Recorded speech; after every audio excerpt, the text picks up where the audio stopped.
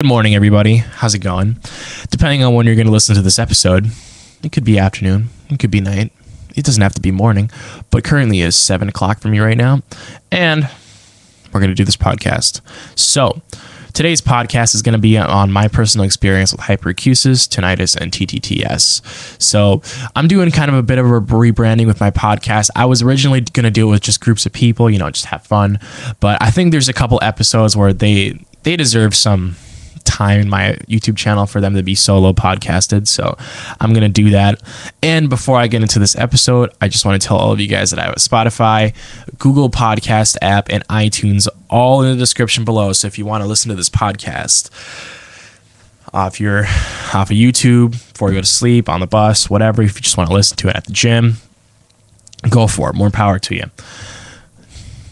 I don't know what else to add, so let's get started.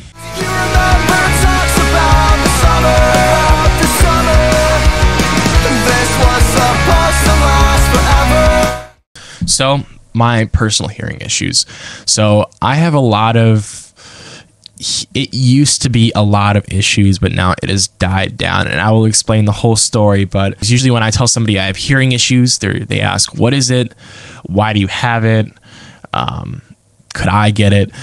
Basic questions like these. And it's such a long story that it becomes really hard to talk about it. And I think doing a podcast episode like this would really help explain my story. So I decided to make this podcast, because I remember when I first got diagnosed with it, I remember I was constantly searching the internet. I was going on YouTube, all these other things. And I was hoping that, and I was just looking for a story. Maybe I'm hoping right now that this could help comfort somebody if they have a bunch of questions about it. If they just want to hear what another person went through, you can listen to this. And this is also to warn other people too. Depends on genetics and a bunch of different variables, but a lot of people could get it. And these days I see a lot of people listening to loud music, and it's insane. I've been on the bus before going to school. There's kids that, I remember there's this one kid that used to blast dubstep just right out of his earbuds, just like super loud. It was just like a small speaker right next to us, and I couldn't believe he was actually putting that in his ears. So I'm going to talk about my story and what I went through. And in order to do this, I had to take a bunch of notes, and I'm hoping that I do justice for this podcast and my story and put everything in here. There's so many things that have gone on. I used a note system. It's on my tablet in order to tie everything into what I was dealing with. So, and all these three conditions and how they all intertwine with each other. So let's start off with, what are these things that I'm talking about? So hyperacusis. I looked up the definition, and it was this, and I'll explain further. A highly debilitating hearing disorder characterized by an increased sensitivity to certain frequencies and volume ranges of sound. And to sum it up, it's a collapsed tolerance to usual environmental sound. So collapsed tolerance. So it increases your sensitivity, but it does not increase your hearing power. I used to have friends that would ask me, do you have like super hearing powers? But no, and in all reality, no. So think about it like this, right? So I think the average threshold for pain, I want to say, is around like 130 decibels, right? But for someone who has 120, 130 decibels, but for someone who has hyperacusis, that gets lowered down, let's say maybe like 80, 70. It depends on the severity. Many people have different severities of hyperacusis. And so let's say, for example, it goes down to 70. If it goes down to 70 and that's your threshold for pain, a lot of things become painful. Honking, if you're outside, honking, car sirens, plates, kitchen plates, stuff like that. So it's just a collapsed tolerance. It's not an increase in hearing power. So the next thing is tinnitus or tinnitus. I've heard both. And it's a ringing or buzzing in the ears. I've heard that sometimes it's a clicking, but it's usually just a noise that's produced, but it's not really from the outside. It's just you can hear it. So I have a bit of tinnitus. I think it's called the reactive tinnitus, where it spikes up. So every time I'm in a loud environment, maybe for after a week, my ears would ring. But for the most part, it does not bother me that much, because I've never really noticed it. And I've noticed that if I dwell on the fact that I do have that ringing in my ears, it's going to make things worse.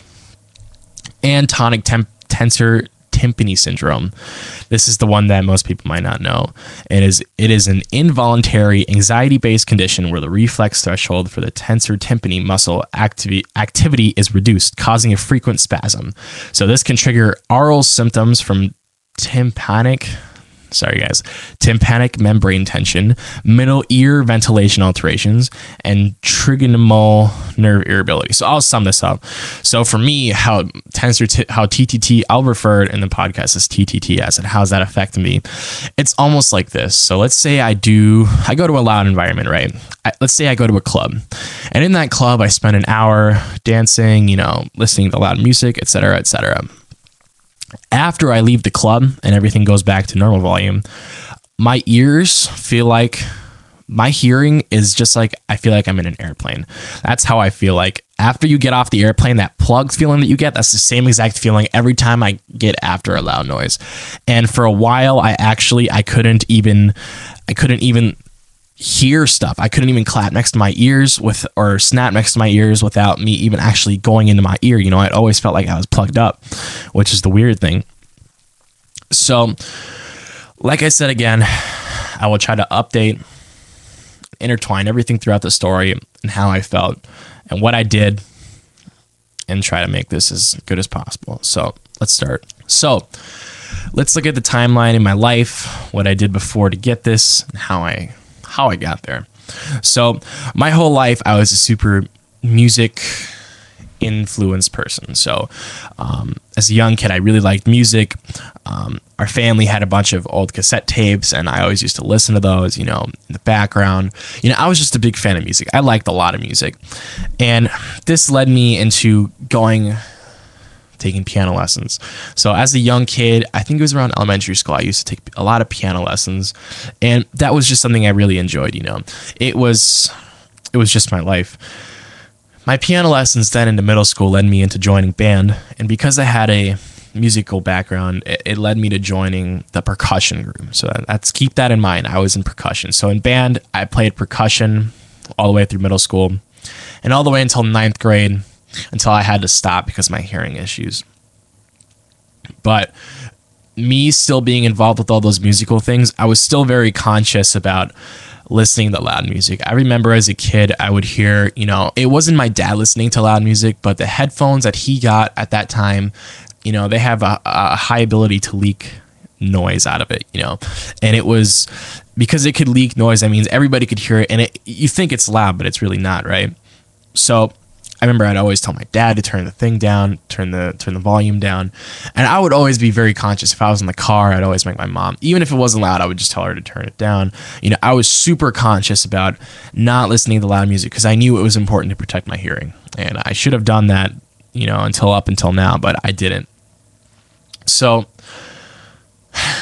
I was like that for a very long time until 2014. So in 2014, I went to a basketball game with some of my friends, and in this basketball game, on the ride there, these guys, they like listening to loud music, so I just followed them. So at first, I kind of plugged my ears, I was kind of resilient, not to listen to loud music, but they kept playing loud music, and by the end of the night, I joined in with them. I listened to loud music. I didn't cover my ears at all, et cetera, et cetera. I just kind of sat there and just took it in. I wasn't forced, but I just did the cool thing, I just went along with it. And that was pretty much the beginning of how I stopped caring less and less about loud music. So I remember I used to have headphones, and in these headphones, they were plugged into my tablet. And I remember on the tablet, there was an equalizer, and I would turn the bass up all the way, and I would listen on the headphones, and the headphones, I would turn them up all the way to, the equalizer kind of turned the volume down, but still it was very loud. And I listened to that all the time. That was just a normal thing for me. I just felt, I felt like I was cool. I felt like, I really felt the music and the rumble and things like that. And I believe tolerance was a thing at that time. I believe that if I listen to like that every day, it's going to be normal. Nothing's going to happen. So then in 2015, I got introduced and listen to like ignorantly loud music, like very ignorantly. So on the bus to school, 8th grade, I would listen to on my earbuds. And the thing about buses is because it's such a loud environment, you know, especially like in the winter, there's like there's fans blowing and everything. It becomes very hard to listen, meaning you have to turn your earbuds all the way up. That's a big no-no. Really bad for your ears. And most days I would go on the bus and listen to music, and it was really loud. Sometimes just to ignore people too. And then in class, you know, loud earbuds were kind of the funny thing. If there was a guy in the back of the classroom blasting music on his earbuds, that'd be, you know, really funny, and you thought you were cool and all that kind of stuff and impressive. And that's what I did for about a couple months until December when I got into music production. So like I've mentioned my whole life, I've pretty much, you know, done music, piano, band, and I liked music, you know. So I decided to get into music production. I had a small setup. I had like 2 little studio monitors, and I had to constantly turn them up and down. So as I was producing my music, it was hard to hear the bass. So when making the bass, because the speakers were small, they were like 3-inch woofers. So the woofers are the things that produce the bass. The tweeters are the more high-level treble kind of thing. But so I had to constantly turn up the speakers up and down, and that really took a toll on my hearing because I'd kind of leave it up. You know, if I turned it up for the bass, just for the bass line, I would still leave it there after, and I would just still listen to the music, and it'd be really loud, and work sessions would last for, I'd probably say, a couple hours. You know, it was just a really fun thing for me to do at the time. It was just like any teenager in video games, you know. I just sat there and just took it all in. And usually after sitting there on those long sessions, something that I would notice that has never really happened to me is that I would get migraines, which is really weird. You know, I'd never had that before in a really loud session in my whole life. You know, I've been to like kind of like little concerts, little, you know, birthday parties, weddings and stuff like that. And that's never really happened to me until then, which was weird. And I just kind of took that as a tolerance thing as well. You know, I believed that if I listened to loud music, it would set me up for the future. If I wanted to become a music producer, studio sessions were very loud, and I just kind of realized that I had to become used to it. Okay, so let's take this back. So, ignorantly loud music on the bus, in school, loud environments, combined with the loud music from producing, I just thought I was going to get bad hearing in my 50s, and I accepted that. I would take bad hearing in my 50s over all the fun I'm having right now. So, you know, months came, months went, January, February, March, May. I think it was, I skipped April. It was around April or May that I think it might have been a possible trigger to make everything even worse. Don't quote me on it. I don't know if most hyperacusis patients have a trigger that started it all off, but this is what happened for me. And it's not, I don't want to say it's a trigger, but it could have been a possible trigger. So I remember I was with my teacher, and he was talking about some rock music. We were kind of in the same music, and he had an iPod, and we were talking about music, and he was like, "Oh, have you heard this song?" And I was like, and I said, "No, you know, I've never heard the song before." And I was interested in hearing it. So I was like, "Here, can you show me the song?" And he was like, "Yeah." So he gave me his iPod, and he gave me his earbuds. And he usually, because he connects his iPod to the classroom speakers, so they plays background music. Like, he turns it all the way up, right? Because if you don't turn it all the way up on the iPad, you have to do it on the system and all that mess. So he turned it up all the way on the iPod, right?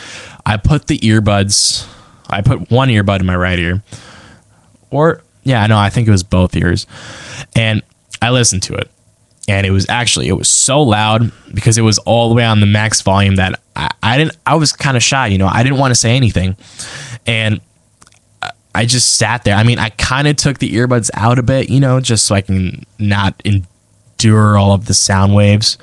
But it was super loud. I just sat there for a minute. I was like in pain, you know, like not really that much pain, but it was super uncomfortable. And I was too shy to tell him to turn it down. I didn't know how to turn it down because I've never had an iPod. But I eventually told him to turn it down, but I think it might have been too late by that time. And that's what happened. So months came, months went again. So May, June, July, and yeah, so the summer came in June. The summer was my grind time. In the summers, usually I just did a bunch of music producing. I always did music producing because music producing takes a long time. It's almost like video games. I'd sit on my computer for hours and hours just doing the music. I'd wake up, I'd go on the computer, do some music. I'd go to sleep some nights at like 6 just because I was doing music. I enjoyed it so much. It was one of the best things that have ever happened to me. And during that summer, that's when almost everything went downhill. So I'll explain. So one day I was working on some vocal editing, and I was just working on it. I think I might have went until like 11, 12, and then I went to sleep. Or it could have been earlier. I don't remember. Looking by my notes, it's actually very hard for me to remember. But I remember I woke up pretty early. I want to say it was before sunrise, probably like 6 or 5. I don't know when I went to sleep actually, but I might have been tired. But take back what I said. But I know for sure I woke up early because I was the only one awake at that time. And I remember I went to my laptop to listen to some music. And when I put on the music, everything was just out of whack. Everything was out of place. When I listened to the music, my ears, like, it's like somebody, you know, on car stereos when you can turn up the mid, the highs and the lows. It's like somebody turned up the highs for me. So I was like, what is this noise? So I kept walking around and I noticed some weird issues. So then I went to the kitchen. And I started to play with all the plates in the kitchen. And it was really weird. I moved them back. Like, I didn't take one plate and kind of move it around. I took like 2 plates, just kind of moved them back and forth. And I noticed that the clinging of the plates really kind of made my ears hurt, right? And I think this all kind of came in together because that was my turning point, but I had some issues maybe a week or 2 prior. I remember listening to a song and the snare drum it wouldn't hurt my ears, but there'd be a presence of it just bothering me a bit. You know, it was really strange. And I remember the snare drum would always just kind of bother me, right? And yeah, I remember the day before too. I remember my sister came up to me and I think she had some new headphones or something, and I decided to test them out, and me trying to look like a cool kid, I turned them up all the way, and I remember I listened to that. And yeah, there were so many things leading up to it. But anyways, back to the story.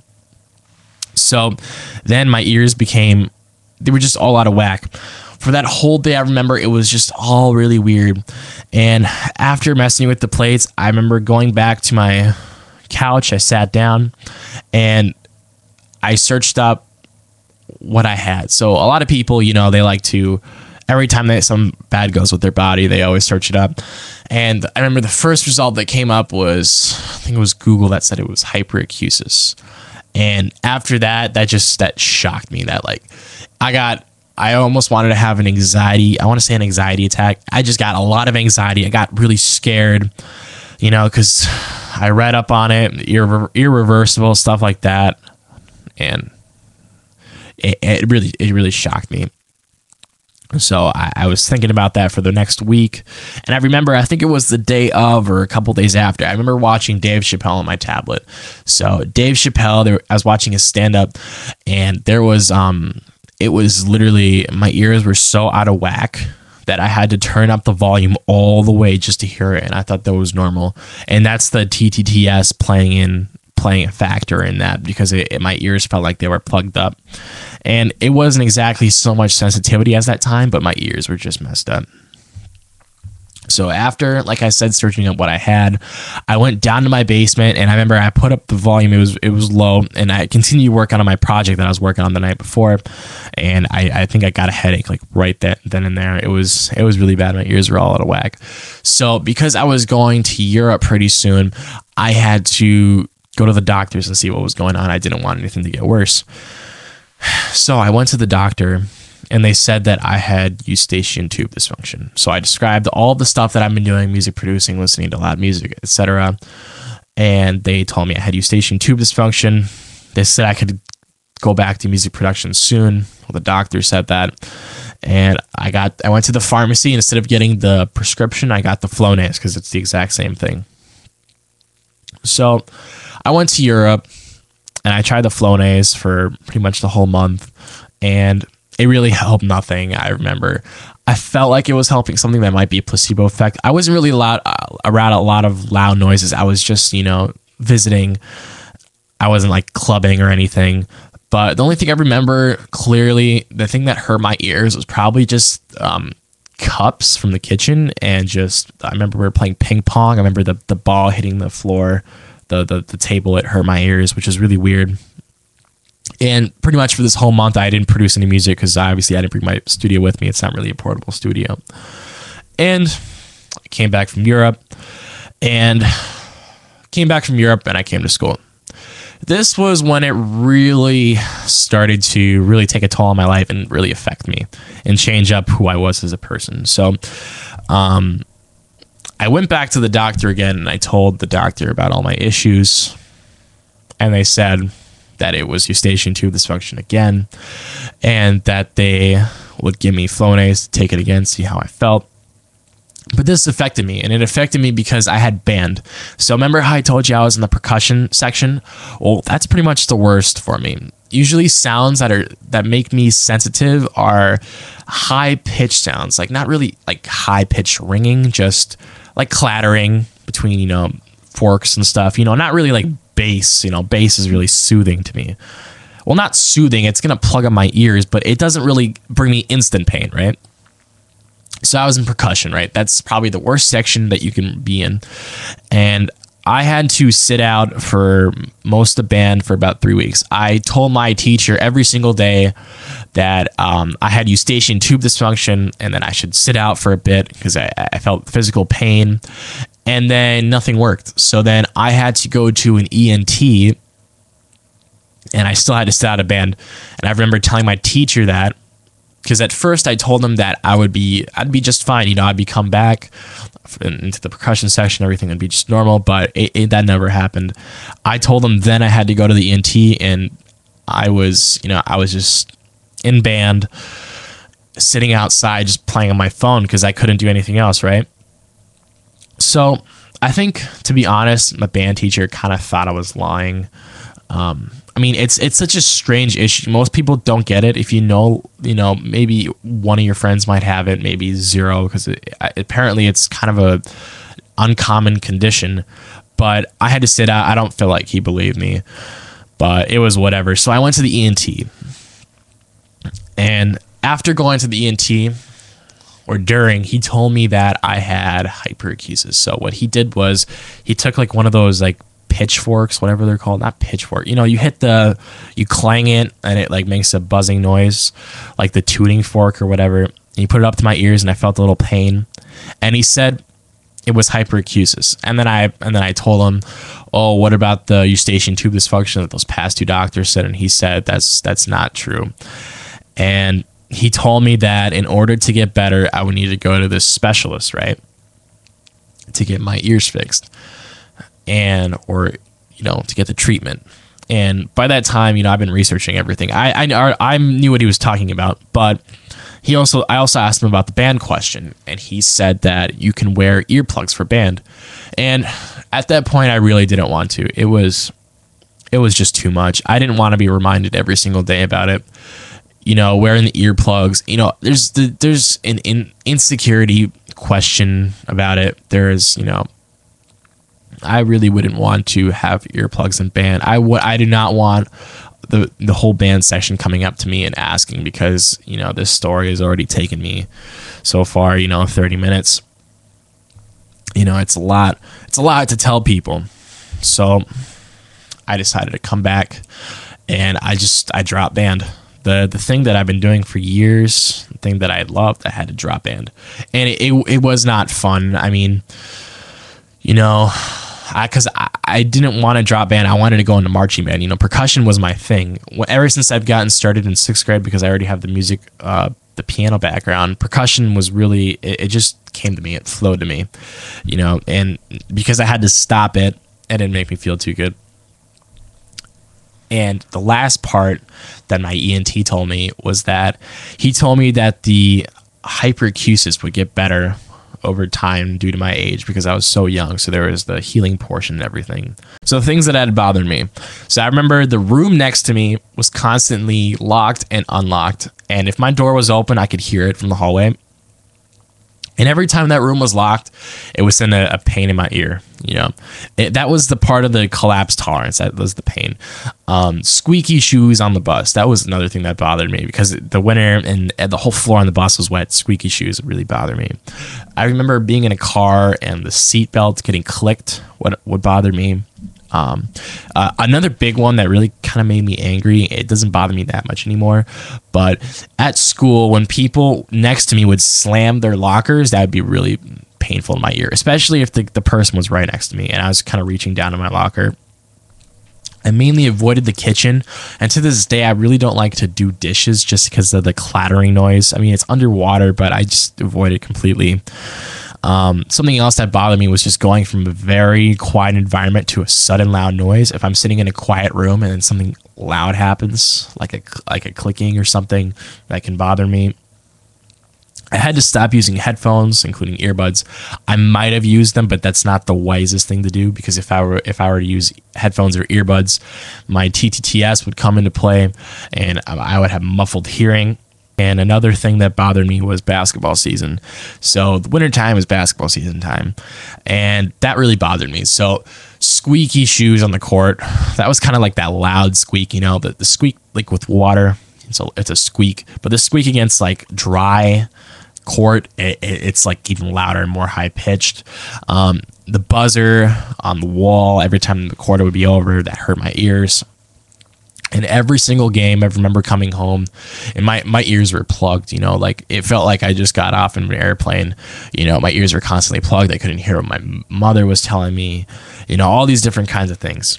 So TTTS and school were almost synonymous. So every single day from school, I think up until I want to say 2017, and probably right now, even though I don't notice it as much, my ears are plugged after school. They're just plugged. Every time I come home, I like to listen to my music from my phone, and I notice I turn it up all the way just because I can't hear it at all. So one last thing about my TTTS, school, and band, and how they all relate to each other. If I were to do band, I would come home with a headache until 7 or 8 o'clock.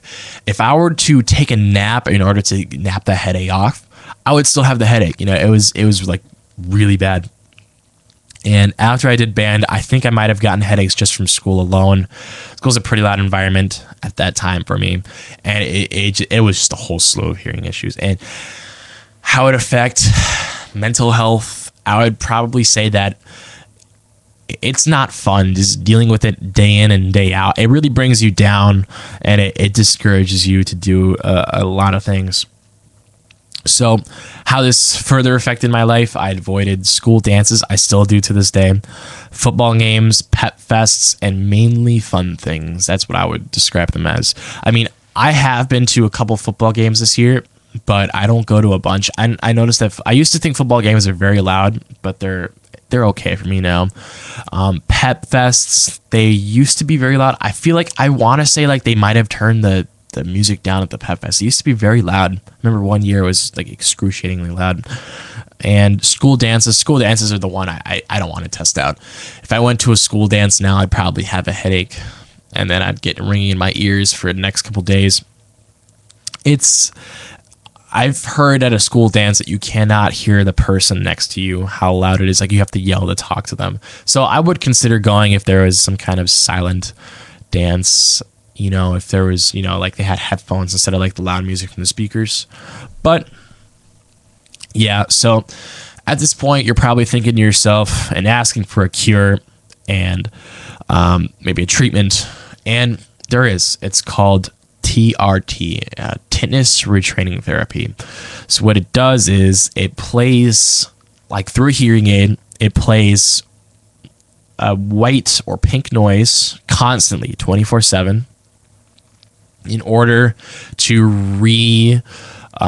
rebalance your ears, because your brain's like all out of whack. It wants to play that noise constantly in order to soothe your ear and bring it all back to normal. That's what there's a more technical explanation. You can search up tinnitus retraining therapy on the internet. I don't have it written down, but that's basically what it is in a nutshell.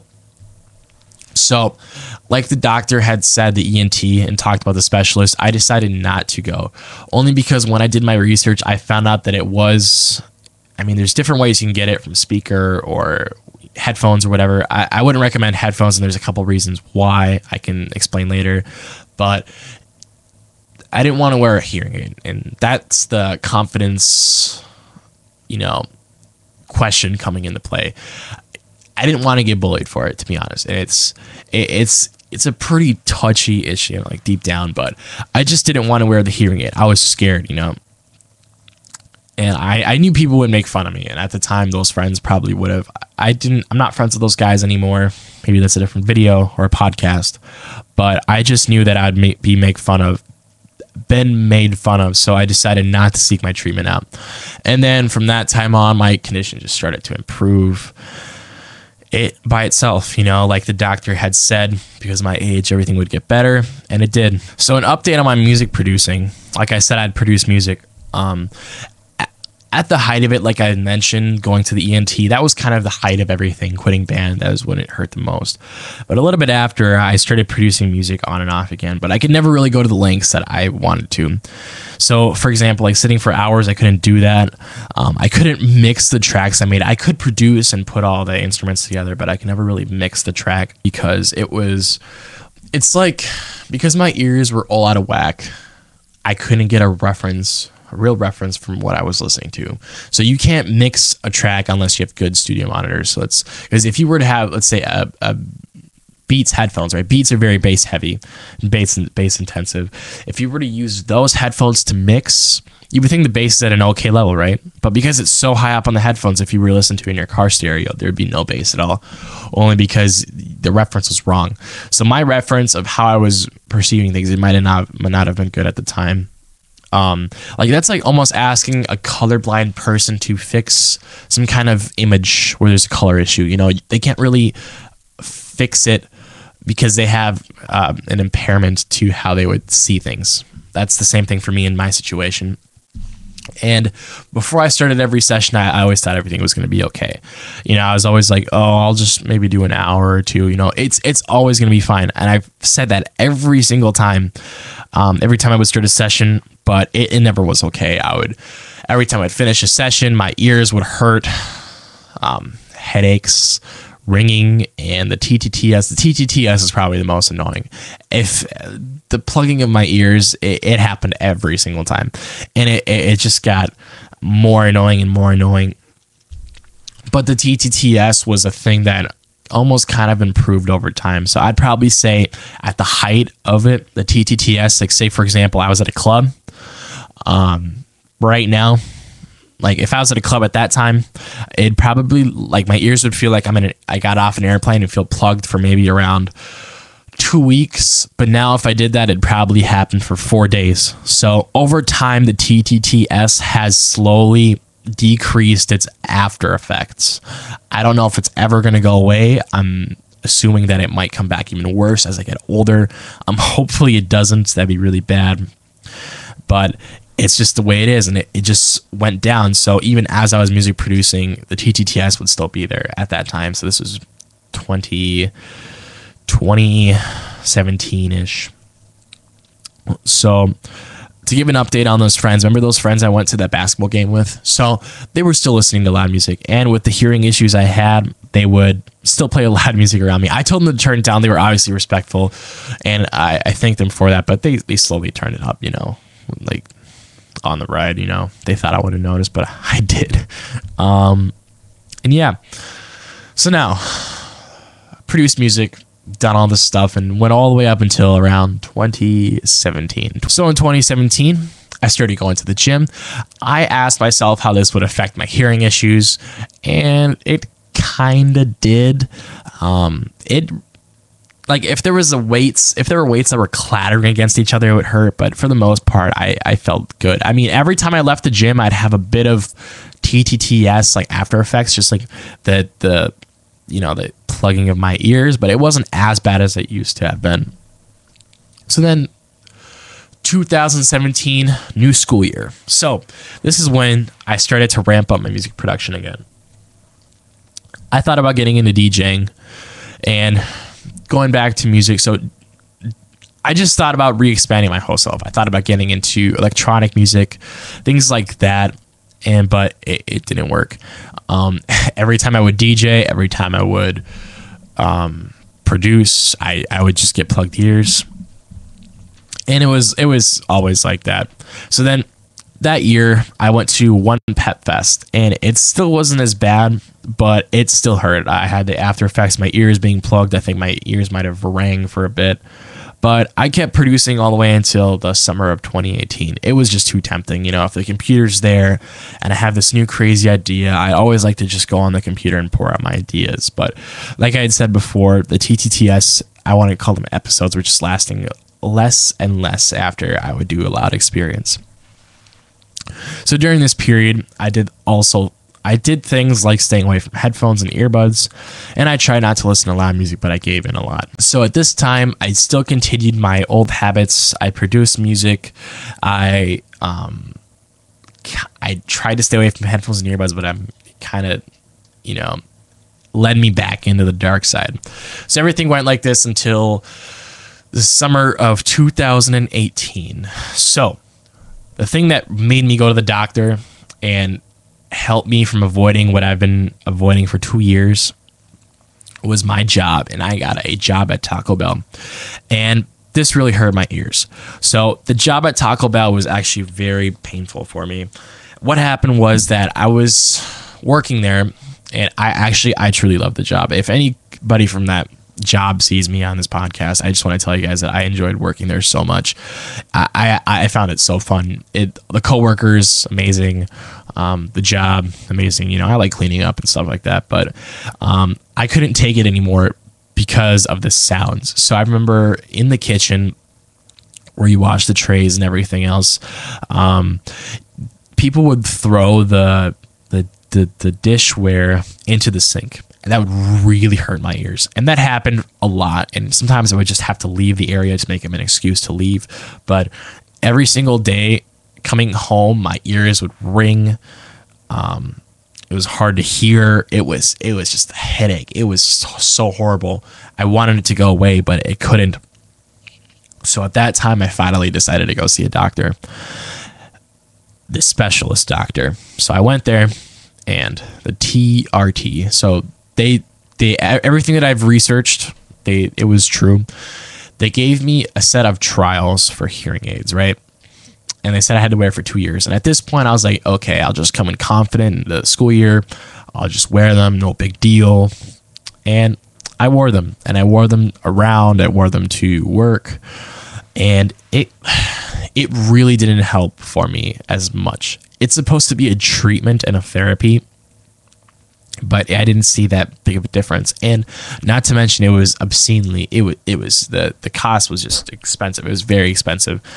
And I just didn't want to do it. I had been avoiding it for 2 years at that point, and I didn't think it was going to help. At this point, like how I felt my hearing was healing itself. It used to be exponential, but now it's kind of like an S curve. It just kind of plateaued and topped off to me, I believe. It might get better in the future, but not as fast as it did. So I ultimately decided not to wear them. I mean, I did wear them a week at school, but I decided that it wasn't for me. It's too expensive. I already have gotten better enough, even though I still have issues to this day.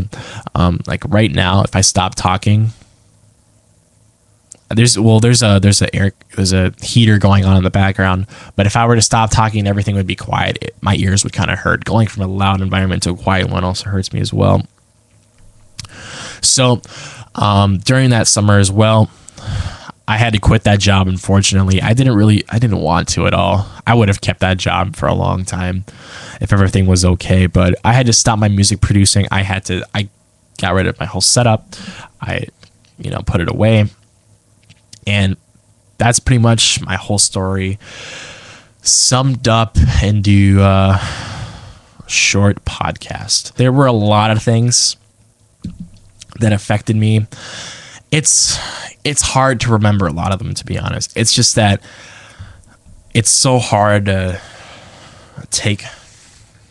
And that was my whole story.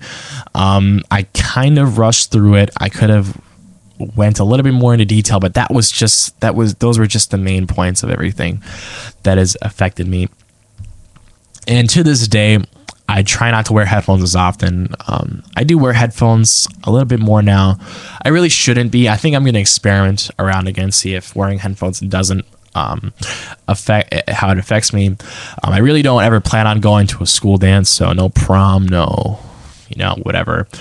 My Pet Fest days are limited. I think I'm going to try going to some Pet Fest more, but I really kind of avoid them. And it's going to be hard for me to find a job now. And it scares me about my future because it's kind of a disability. I can't do anything more manual labor type, like construction. That's definitely a no-no, just because my ears. I have to work in an office just so it's not as loud. But it still gives me anxiety about where I'm going to work in the future and how my hearing issue is going to affect my life. So if you're scared now about this, if you don't have hyperacusis or any of these situations, if you're scared about what I just talked to you about, then protect your ears. Seriously. Protect your hearing. If you're going to mow a lawn, protect your hearing. If you're going to like a concert, if you're a regular concert goer, please don't be ignorant. Wear some earbuds. I remember talking to some people, regular concert goers. I told them to wear some earbuds. They were like, nah, it's okay. I don't need them. But even though you might not get my condition, you still might get some hearing loss. It's all not fun. It's going to save you a lot of anxiety and depressed days. And you shouldn't wear headphones in loud environments. If you're at school and like you're in the lunchroom and it's super loud, don't wear earbuds there. Like you're going to have to turn it up. And with that background noise and that earbud level, it's just not good for your ears. And I'm a very, I would say, unlucky case. Everyone's genes are different, and you could get it a lot worse than me. I've seen YouTube videos of this couple that lives in New York. They have to wear earmuffs all the time because it's so loud and everything just bothers them. I think one of the worst things about this, all of it, is that it's really hard for people to understand. It's because it isn't a common thing. People, you have to, first of all, you have to explain the whole story. You have to answer all their questions. And then you have to deal with them being kind of like 50% believing you. They might think it's okay to do this or that, but it really might not be in your case. It just becomes hard because a lot of people don't understand you. Like I said, remember the band teacher and coworkers? I think the coworkers understood more than the band teacher, but you get this guilt and you feel like you're lying, but you're really not. It's like the guilt of lying. I don't know. I just feel guilty for some of these things. It's horrible. Now the treatments. So I mentioned that there was a TRT treatment. As far as I'm aware of, that's pretty much the mainstream treatment for everything. I've read around and I've seen things like people talk about cochlear implants. I don't know how that's going to affect the future and how it's going to affect people's healing.